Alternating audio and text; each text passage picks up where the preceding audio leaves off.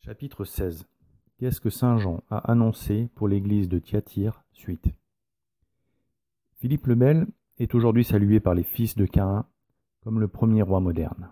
Il suffit de consulter sa page Wikipédia pour constater l'estime que le monde a pour lui. On peut y lire. Philippe le Bel est considéré comme un roi important par les historiens. Sous son règne, le royaume de France atteignit l'apogée de sa puissance médiévale. Le pouvoir royal accomplit de nombreux progrès, si bien qu'on voit dans Philippe IV entouré de ses légistes, le premier souverain moderne d'un État puissant et centralisé. Philippe le Bel est souvent entrevu comme un roi qui n'est plus celui du Moyen-Âge classique.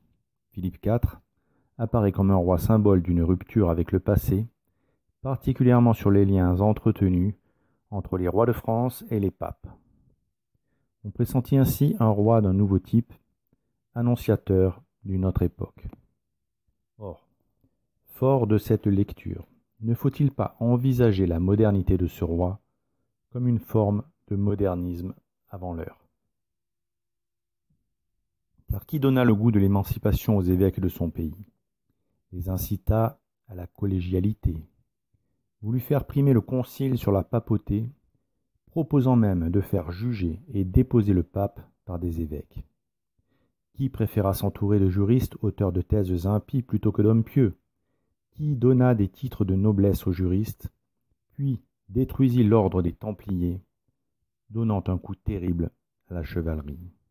Qui s'entoura de conseillers banquiers florentins?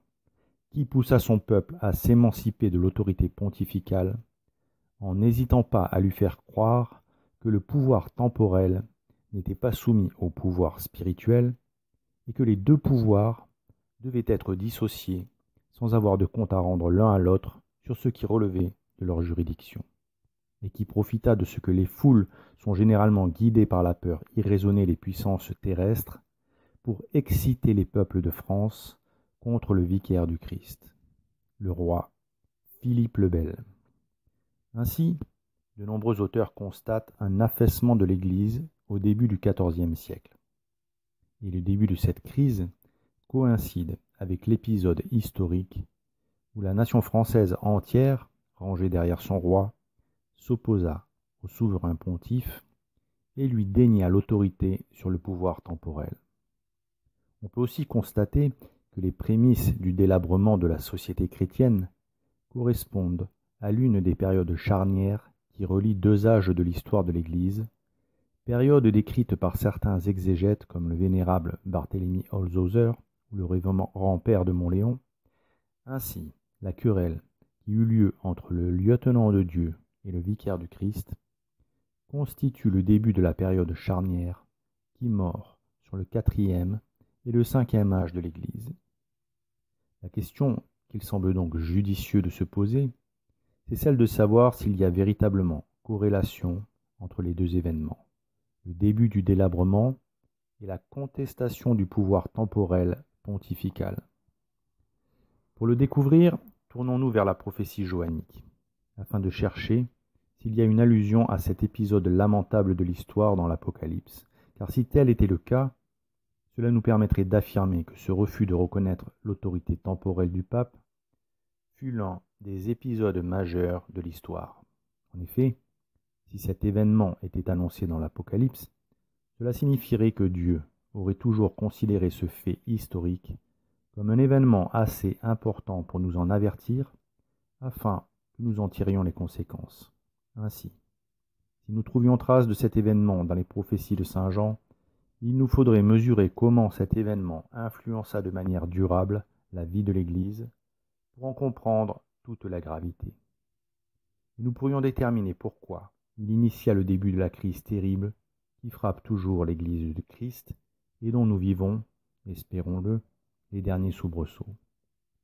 Nous serions ainsi confortés dans l'idée que c'est l'affaiblissement progressif de l'autorité pontificale, attaquée d'abord dans sa souveraineté temporelle et limitée alors par les puissances temporelles dans ses moyens pastoraux, puis dans son autorité spirituelle, qui a abouti à cette situation manifeste d'absence de vicaire du Christ ici-bas.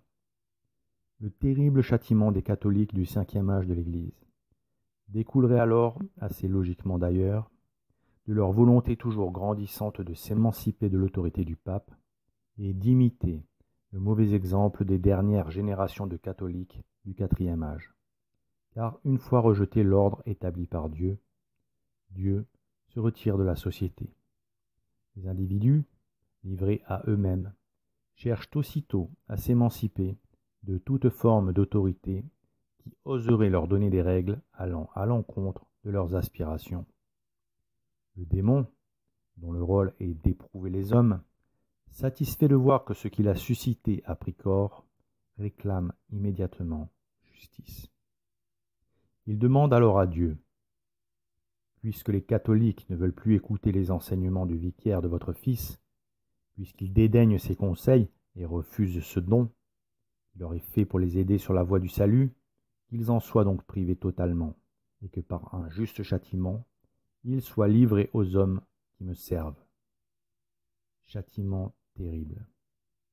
Les hommes pouvant être pires que les démons. Car quand le nom du Christ est invoqué en leur présence, les démons fuient en tremblant, alors que les hommes impies, dans leur fol orgueil, se moquent et raillent ce qu'ils ne comprennent pas. Et leur fureur est décuplée contre les chrétiens sur lesquels ils s'acharnent. Ainsi, en laissant les choses suivre leur cours, sans l'aide de Dieu et sans pasteur, le troupeau s'est donc dispersé.